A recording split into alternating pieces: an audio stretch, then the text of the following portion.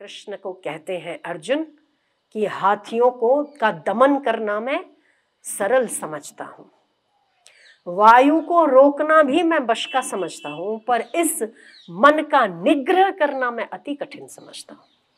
तो जब अर्जुन जैसे को भी कठिन लग सकता है तो हमारी तो बात ही क्या है। इसीलिए सावधानी आवश्यकता है। किस चीज की सावधानी हो?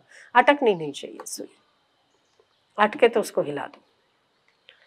और हमेशा सदैव याद रखो, स्मरण रखो, ईश्वर हमेशा हम उसकी निगरानी में है, ईश्वर के हमेशा हम गोद में है, वो हमारे साथ है। जब भी हमें आवश्यकता पड़ती है वो अपनी उपस्थिति का एहसास ना कराए तो वो भगवान नहीं हो सकता। कितने लोगों का ऐसा अनुभव है? लगभग सभी का होगा। और उसी समय उपस्थिति का एहसास होता है जिस समय आपको आवश्यकता होती है? सच है? बस फिर क्यों जीवन दिया, चला रहा हो, उसकी इच्छा के बिना कुछ होना नहीं, फिर सुई अटका के क्या फायदा? हम अपने योग्यताओं का नाश क्यों करें?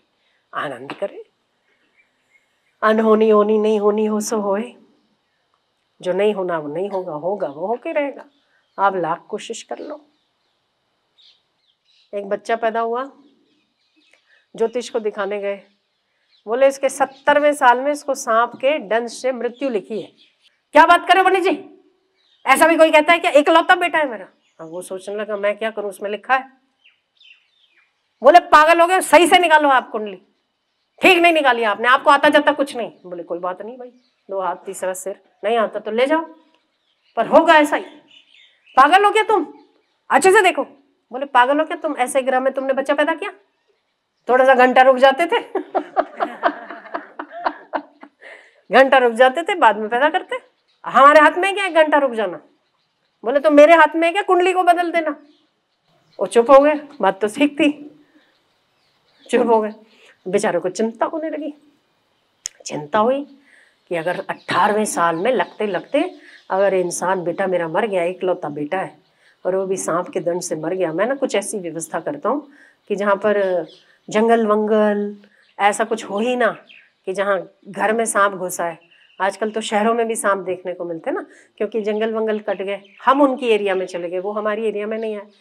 कितनी दुखद बात है कि जहाँ तेंदुआ दिखता है, जहाँ सांप दिखते हैं, जहाँ हाथी दिखते हैं, वहाँ हम लोग मारते हैं, हम उन्हें पकड़ते हैं, फॉरेस्ट वालों को बुलाते हैं और वो बड़ा क्रूरता से उनको गोली वोली चला के उनको अंदर करके बंद कर देते हैं। हम ये सोचते हैं कि हम कितने मूर्ख हैं, हम उनके जंगल में अधिकार जमाए हुए हैं ना, अनधिकृत जगहों पर हमने घर बनाए। वो तो बेचारे अपनी ही जगह में घूम रहे, उन्हें नहीं पता कि ये जो है सीमेंट का मकान ये इनका हो गया है। अब उन्हें तो आज भी यही पता है कि ये हमारा एरिया है। तो वो अगर अपनी एरिया में घूम रहे हैं तो वो गलती नहीं कर रहे हैं, हम उनकी एरिया में जाके गलती कर रहे हैं। आज भी सुबह एक बेचारा रोड क्रॉस करते करते तेंदुआ किसी गाड़ी की चपेट में आ गया और मर गया इसी रास्ते पे। अब उसको तो नहीं पता ना ये ऋषिकेश की रोड है, चलती हुई रोड है, बहुत ट्रैफिक है यहाँ पर, मुझे नहीं जाना चाहिए। और वो अंधेरा है उसके लिए, 4 बजे सुबह, 3 बजे कुछ ऐसे निकला होगा और इतनी बड़ी गाड़ी आई, गाड़ी ने ब्रेक नहीं लगा पाया, उड़ा दिया। हम इनके एरिया में आ गए, ये जंगल का क्षेत्र है ना, ये जंगल का क्षेत्र है, ये इनके अधिकार का है, हम इनके घर में घुसे और हम इनके साथ ऐसी जास्ती करते हैं जैसे कि ये हमारे घर में घुसा है। हम ये नहीं सोचते हम इनके घर में घुसा है। इतने जब आप जिन जिन घरों को, फ्लैट्स को बनाते हो ना, इसके पहले कितने कितने पेड़ों पर कई हजारों पक्षियां रहते होंगे। आपने उसको उजाड़ दिया, आपने फ्लैट बना दिया, अब वो तो बेघर हो गए, उसे तो नहीं पता कहाँ जाना है, तो वो आपके बालकनी में कबूतर अपना माला बनाता है और क्या, अपना घर बनाता है। तो वो तो पहले ही बनाता था वहां पर, आपने घर बनाया तो आपकी बालकनी उसको अपना घर लग गई।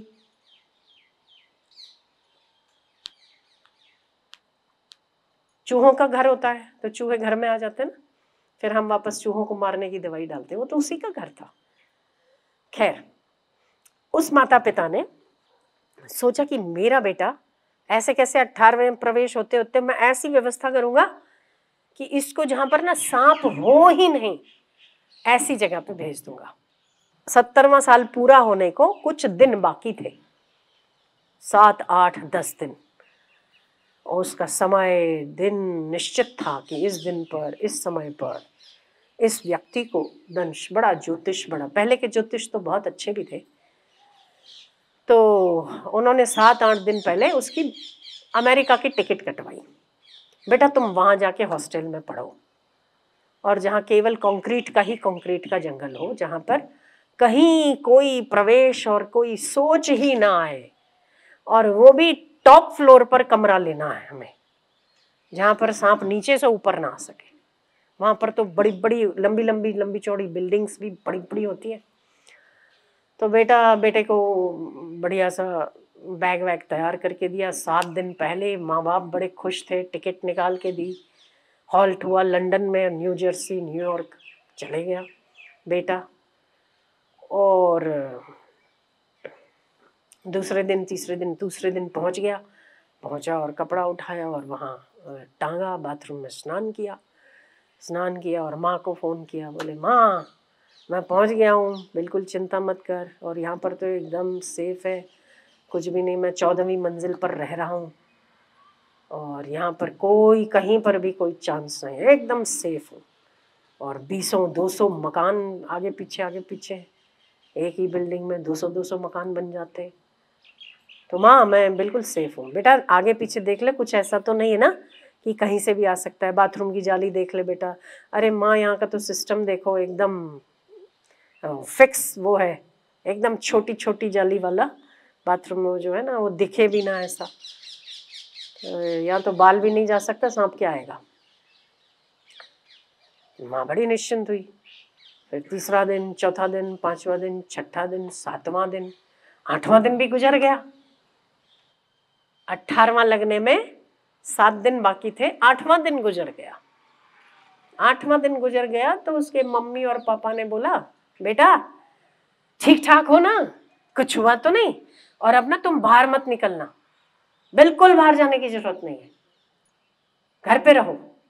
अभी हमें ना पढ़ाई शुरू होने में भी हमको अभी 1-2 महीना है, तब तक केवल तुम्हारी सेफ्टी के लिए ये घर लिया है, बस ये खत्म हो जाएगा, 1-2 महीना खत्म हो जाएगा, हमारी पढ़ाई स्टार्ट हो जाएगी, तब से हम आपका रेगुलर पढ़ाई पे आपको जाना होगा।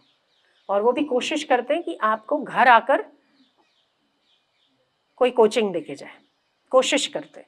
1-2 महीना दो बेटा, तब तक आप इधर रहो, नीचे भी मत उतरना, आपको सर्विस मिल जाएगी भोजन की, और ये आप केवल अपने ही फ्लोर पर घूमो, 14 से 13 पर भी नहीं जाना, और नीचे ग्राउंड पर तो बिल्कुल खेलने नहीं जाना। बेटे ने मानी। 7वें दिन से 8वां दिन हो गया, कुछ नहीं हुआ, तो वहां पिता अपनी बीवी को कहता है, बहुत जोर से उड़ाई, और उसने कहा ज्योतिष मर गया होगा, वो मर गया, मेरा बेटा तो जिंदा रह गया। देखा देखा हमने कितना अकल वाला काम किया, बेटे को भेज ही दिया ऐसी जगह पर जहां पर कोई सांप वाप हो ही नहीं सकता। अब तो लो सर्पदंश से मुक्ति मिल गई उसको, बेटा उतरेगा ही नहीं नीचे, हमारा बेटा जी गया। और 8वें दिन की शाम को वो फिर कपड़े निकालता है, और जैसे कपड़े निकालता है उसके अंदर सांप बैठा हुआ था। जैसे ही कपड़े निकालता है और सांप ने यहाँ पे काट दिया तो तड़प तड़प कर वहीं मर गया वो।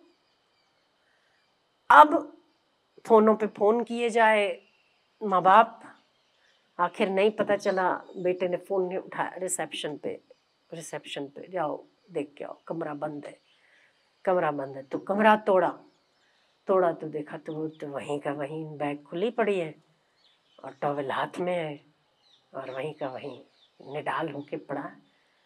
अब वो रोए जाए, ओ मेरा बेटा, अरे कैसे हो गया, क्या हो गया, कैसे हो गया। बहुत पता किया कि कहाँ से आया होगा, वहाँ के जो जिस हॉस्टल में रह रहा था उन लोगों ने छानबीन की, वो कहे यहाँ हमारे यहाँ तो नहीं आ सकता, 14वीं मंजिल पर सांप चढ़ नहीं सकता, कैसे आया यहाँ पर, आने के लिए कोई ऐसा प्रवेश भी नहीं है जहाँ पर आ जाए, आप अपने वहीं पर चेक करो कहाँ से आया। और बैग में से निकला है, कपड़ा खुला है, ठीक है, कपड़ा खुला है, और उसमें और सांप वहीं घूम रहा है। उसको तो पकड़ लिया और फिर पता करने बोले ये सांप यहाँ का है ही नहीं, ये तो इंडिया का सांप है, यहाँ का नहीं है। फिर एक छोटी सी उनकी भतीजी या कुछ ऐसा था, भतीजी ने बोला कि जब है ना आप लोग जब बैग जमा रहे थे ना, तो एक मैंने काला काला सा ऐसा जाते हुए बैग में जाते हुए बैठते हुए देखा था। समझ रहे हो आप लोग? होनी थी ना, होनी थी, होनी के आगे होशियारी मारने गए हम, होनी को पार करने गए। वही सांप, वहां का सांप जब बैग बन रही थी, अटैची बन रही थी, उसी समय अंदर आना और बैग के नीचे छुप के बैठ जाना और इतने घंटे बंद सांस में जिंदा रहना। कितने घंटे लेती है फ्लाइट? 24 घंटे लेती है। तो 24 घंटे उस बंद अटैची में रहना, उसके बाद अटैची का खोलना और उस समय उसका ना निकलना और 8वें दिन पे निकलना, जो सबसे आखिरी में थी ना 8वीं ड्रेस, उसके अंदर बैठा हुआ था। क्या आप इसको परमात्मा की सेटिंग नहीं कहोगे? उस काल की सेटिंग नहीं कहोगे? कौन है जो ईश्वर के ऊपर जा सकता है? किसके बाप की ताकत है उसकी व्यवस्था को हरा सकता है? इसीलिए सदैव परमात्मा की शरण प्रीति पूर्वक लेनी चाहिए, प्रीति पूर्वक। ईश्वर हमेशा हमारे साथ है, हमारे दुख में, हमारी विपत्ति में, हमारे कष्ट में सदैव वो हमारे साथ है। परम हमारे मित्र है, परम सुहृद है, उसको नहीं भूलना चाहिए। बाकी तो ठीक है, संसार में तो कोई मित्रता निभाए ना निभाए उससे बहुत ज्यादा फर्क नहीं पड़ता, ईश्वर निभाना चाहिए। जब आप उसकी ओर मुख करके देखो ना, हमेशा उसकी मुस्कुराहट आपको मिलनी चाहिए, आप जीत गए। फिर किसी का मिलता है नहीं मिलता है कोई बात नहीं, इतना ज्यादा इग्नोर ईश्वर को भी नहीं करना चाहिए कि किसी वक्त आपको जरूरत हो और मुड़कर देखो तो वो मुड़ा हुआ खड़ा हो। ईश्वर परम सुहृद है, परम मित्र है। तो केवल जो हमारी सुई अटक रही है ना, उसको थोड़ा थोड़ा हिला दिया करो।